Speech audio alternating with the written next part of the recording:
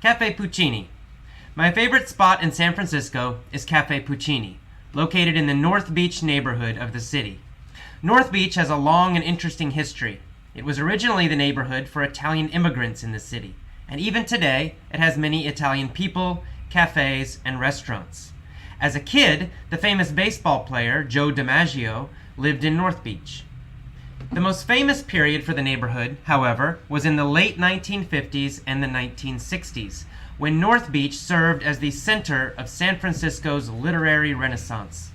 In particular, North Beach was home to the beat writers and poets. The Beats developed a new, free, open style of writing. They also challenged the conservative society of America in the 1950s and helped create San Francisco's uniquely liberal culture. Many credit the Beats as the fathers and mothers of the 1960s cultural renaissance in America. Among the most famous beat writers were Jack Kerouac, Allen Ginsberg, and Gary Snyder, all of whom lived in North Beach at various times in their lives. The focal point of the movement was City Lights Bookstore, owned by the anarchist poet Lawrence Ferlinghetti. In the 1950s, City Lights made history when they published Allen Ginsberg's controversial poem, Howl, which shocked mainstream Americans at the time. Soon after, Jack Kerouac followed with his books On the Road and The Dharma Bums, and the Beat movement was born. Ferlinghetti is still the owner of the bookstore, and City Lights is still a popular independent publisher. And North Beach is still home to artists and writers, although it has become much more expensive and now attracts wealthier residents as well as tourists. Even though the literary scene is not what it used to be, North Beach still has many family-owned cafes. You'll find artists, writers, poets, entrepreneurs, musicians, business people, and tourists relaxing together in them. My favorite is Cafe Puccini, which is named after the Italian opera composer. The cafe owner is Italian. He often plays opera music, and every day he sits at a table in the back and chats with his friends. They hold long, animated conversations in Italian, adding to the music of the place. I go to that cafe often. Usually, I get a mocha, find a small table, and then write articles for Effortless English. Sometimes I study a little Spanish or Japanese. Sometimes I read. Sometimes I just watch the people walk by the windows. The staff never seems to mind that I stay a long time. They are always friendly. On sunny days, I sit at a table on the sidewalk, but now, during the winter, I stay indoors. If you get a chance to visit San Francisco, stop by Cafe Puccini. It's located near the intersections of Columbus and Vallejo Streets in North Beach. Be sure to bring a book by Kerouac or Ginsberg. Sit, enjoy the opera music, and relax for a while. No one will hurry you. Okay, welcome to the vocabulary lesson for the Cafe Puccini article. Let's get started. First word, immigrants. I mentioned that North Beach was a neighborhood for Italian immigrants in the past, and still a little bit today. Immigrants are people who come to a new country to live. So if Italians come to America and they want to live in America, then they are immigrants. If Mexicans come to America and they want to live here, they are immigrants. All right. Next, we see the word literary. Literary. I mentioned that North Beach served as the center. It was the center of San Francisco's literary renaissance. Literary means about writing and books, having to do with writing and books. So writing and books is literary. So back in the 1950s and 60s, San Francisco had a lot of good writers and famous writers. So the literary movement, the literary scene, the literary situation here was very good. And that next word, Renaissance, I said San Francisco's literary renaissance. A renaissance is a time period when there is a lot of art and science. So the art improves a lot, or there's a lot of great art coming from one city or one country or one area. For example, in history, we talk about the Italian Renaissance back in the 1500s, 1600s. So suddenly in Italy, there was a lot of great art. Leonardo da Vinci, Michelangelo. So that time period we call the Renaissance, the Italian Renaissance. So you can also have a literary Renaissance, or writing Renaissance. So San Francisco had one in the 50s and 60s. All right. And then I mentioned that those writers at the time, the beat writers, challenged the conservative society of America. So we have two words here in this paragraph, actually, conservative and liberal. They're usually seen as opposites, and they have a political meaning. Conservative means someone who does not like change, someone who wants to keep things as they are, or maybe even return to the past. And a liberal usually has the idea of someone who wants to change, who wants to improve. And usually we're talking about society. So a conservative wants to keep society the same as it is or as it was. And a liberal wants to change society, make it better. Okay, so at the time, American society in the 50s was very conservative. People didn't like change. They wanted everyone to be normal and the same.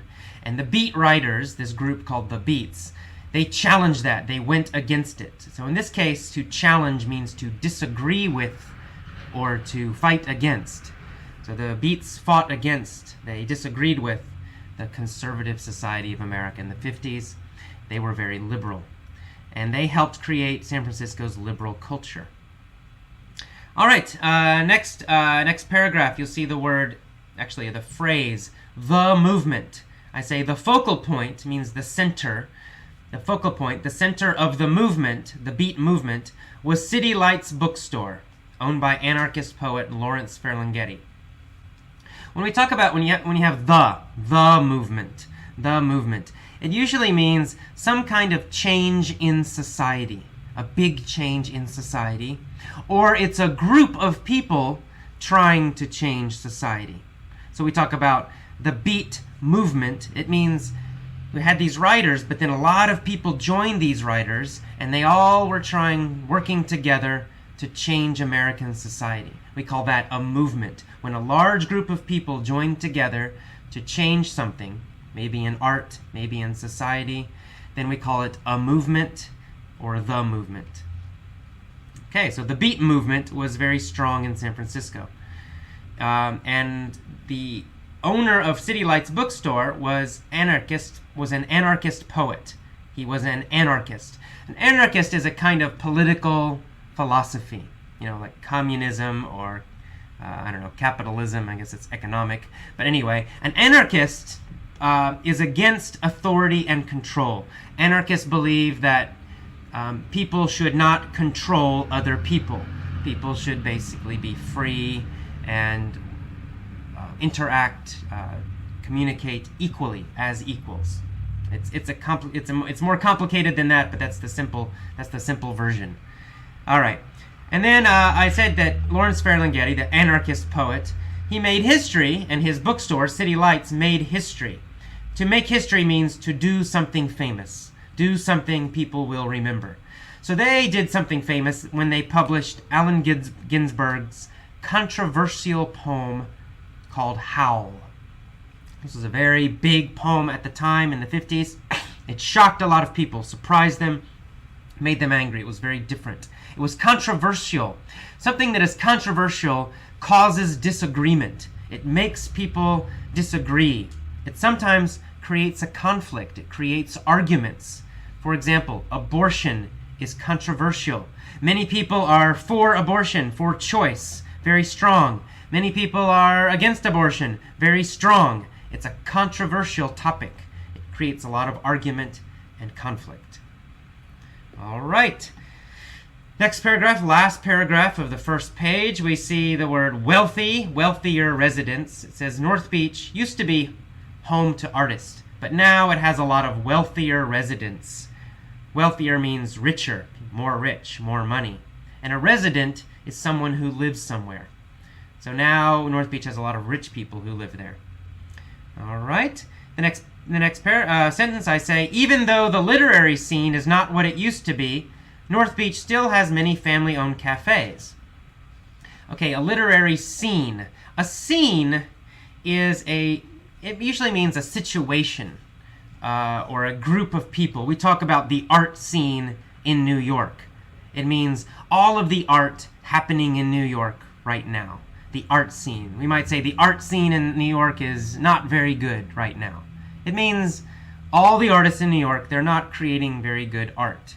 Or we might say the writing scene, the literary scene in San Francisco is great right now. It means there are a lot of great writers at this time. So it's the situation in a certain place. Okay, in the next sentence, you'll say I mention a list of people you find in the cafes. You'll find artists, writers, poets, entrepreneurs. An entrepreneur is a business person, but it's someone who owns their own business. They start their own business. Bill Gates is an entrepreneur. He started Microsoft. But an employee at Microsoft, someone who works there, is not an entrepreneur. So an entrepreneur does not have a boss. They are the boss. They own the company. All right, the next page, I say my favorite cafe is Cafe Puccini. That's named after the Italian opera composer. If you are named after someone, it means you are given the same name as someone else or another place. In this case, the owner likes opera, so he named his cafe the same name as an opera composer. Cafe Puccini. All right. And composer is someone who writes music. And then at the end of that sentence, end of that paragraph, you see the sentence, they hold long animated conversations in Italian. Hold in this case means have or do. We sometimes use the verb hold. To hold a conversation, for example. To hold a conversation means to have a conversation.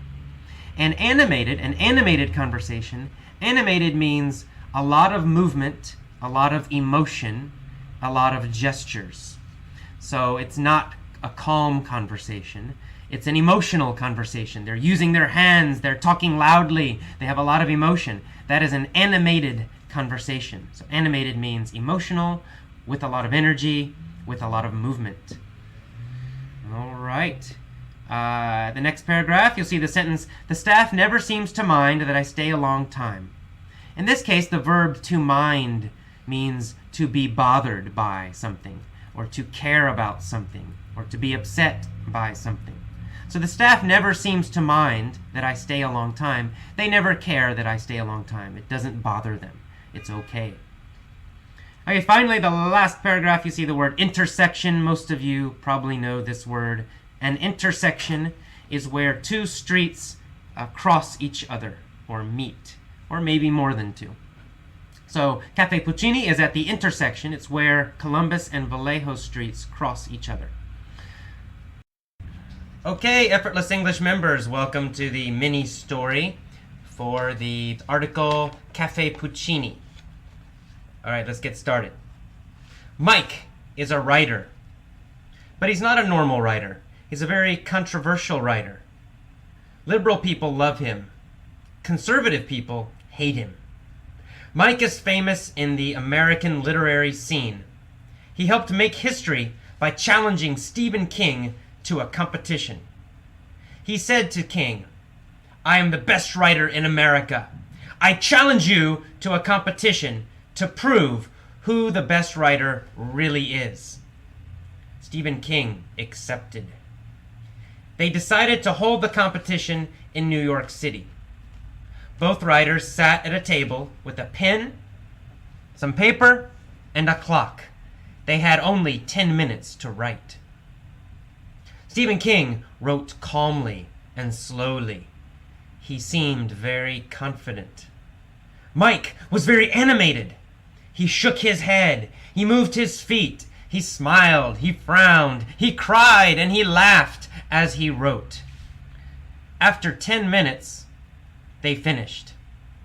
A group of writers read their papers. They decided that both papers were so good they could not pick a winner. Everybody else was shocked. Though there was not a clear winner, this competition started a new movement called fast writing. Suddenly, everywhere in America, writers tried to write quickly. Many writers tried to copy Mike and Stephen King's fast writing style. But, unfortunately, most of them were terrible. No one could beat Stephen King and Mike. Okay, let's go back to the beginning of this foolish little story and help you remember some of the new vocabulary. Let's do it again, this time with some questions. Okay, Mike is a writer, but he's not a normal writer. What kind of writer is he? Well, he's a controversial writer. Does everybody like his writing? No, everybody does not like his writing. Does everybody hate his writing? No, everybody does not hate his writing. Do people agree about his writing? They do not. Nobody agrees. Some people really, really hate his writing, and some people really, really love his writing. It's controversial. His writing creates arguments. His writing creates disagreement. He is a controversial writer. What kind of people love his writing usually? Well, it's liberal people. Liberal people love his writing. Do conservative people love his writing? No, they do not. Liberal people love his writing. Do people who like change and new things like his writing? Yes, they generally do. Liberal people, people who like change, generally love his writing. Do people who vote for the Democrats, do they usually like his writing?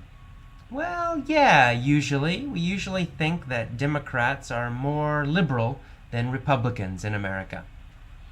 Conservative people hate his writing, and they hate him. What kind of people hate his writing? Well, conservative people hate his writing. Republicans, do they hate his writing? Yeah, most Republicans hate his writing. Does George Bush like his writing? No. George Bush is very conservative. George Bush hates his writing.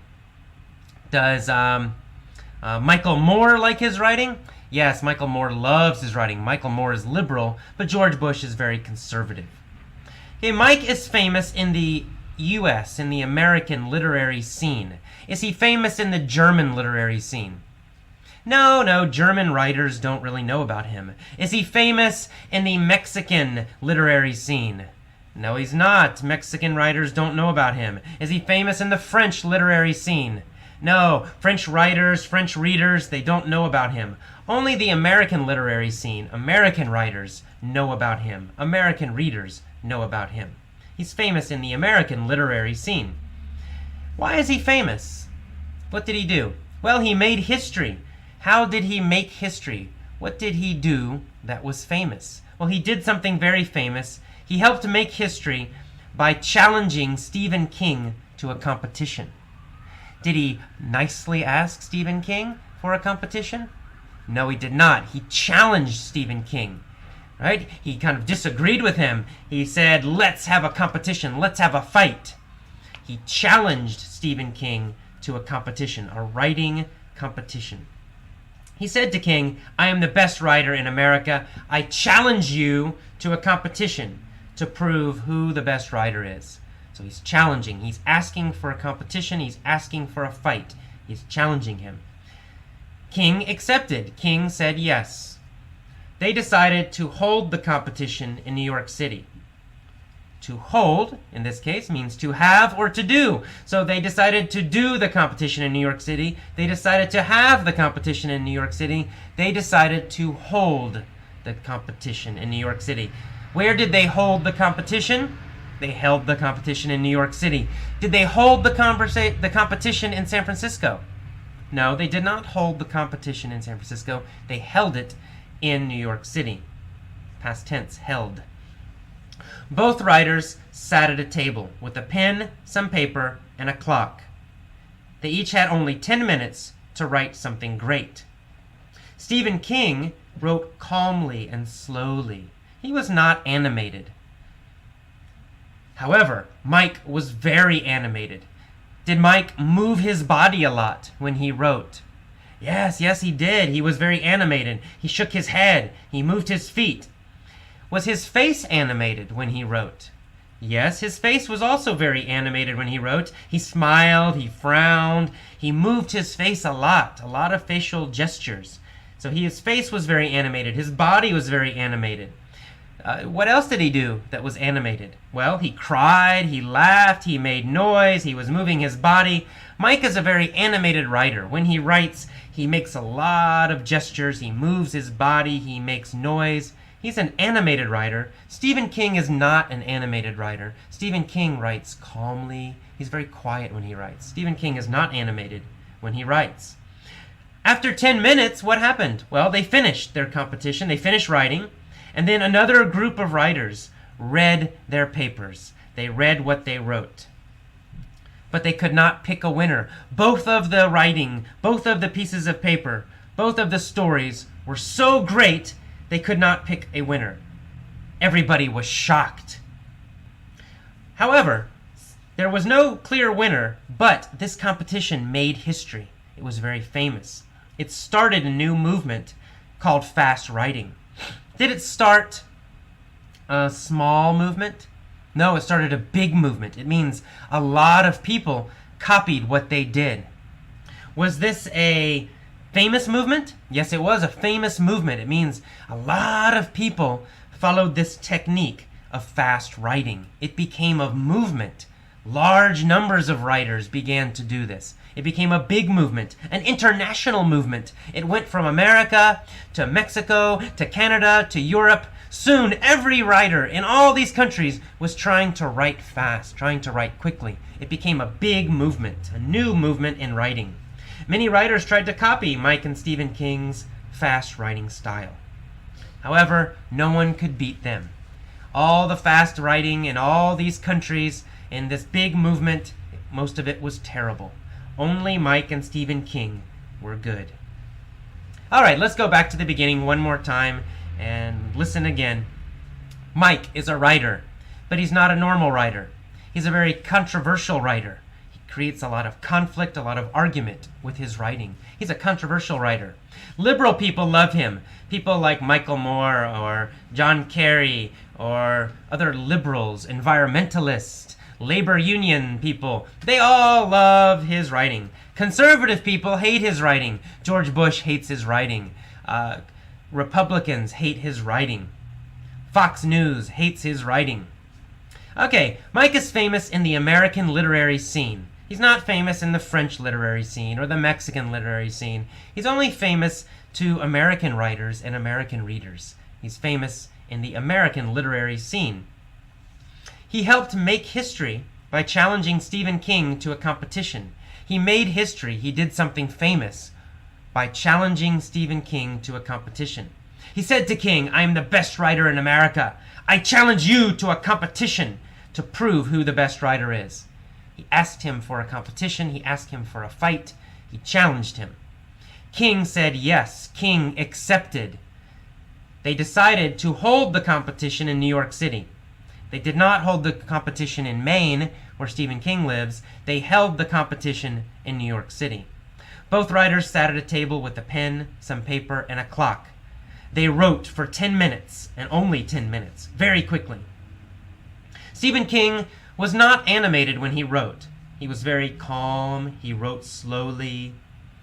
However, Mike was very animated when he wrote. He moved his body. He shook his head. He moved his feet. He smiled. He frowned. He laughed. He cried. He wrote very quickly. He was very animated when he wrote. After 10 minutes, they both finished, and the judges, the group of writers, the referees, read both papers. Both stories were fantastic. In fact, they were so good, they could not pick a winner. They decided both of them won. Everybody was surprised and shocked. This made history. It was a famous competition. And it created a new movement. It started a new literary movement, a new writing movement. Lots of people copied their style and tried to write quickly. Writers all over America started writing very fast. Writers in other countries started writing very fast. It became a big movement.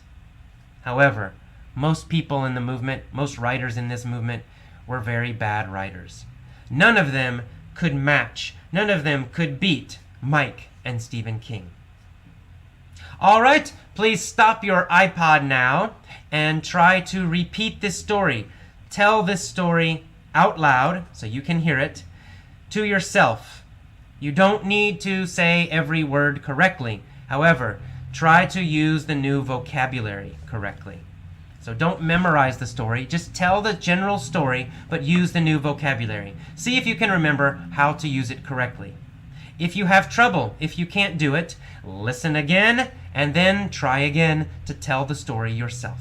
Okay, I will see you next time. Bye-bye.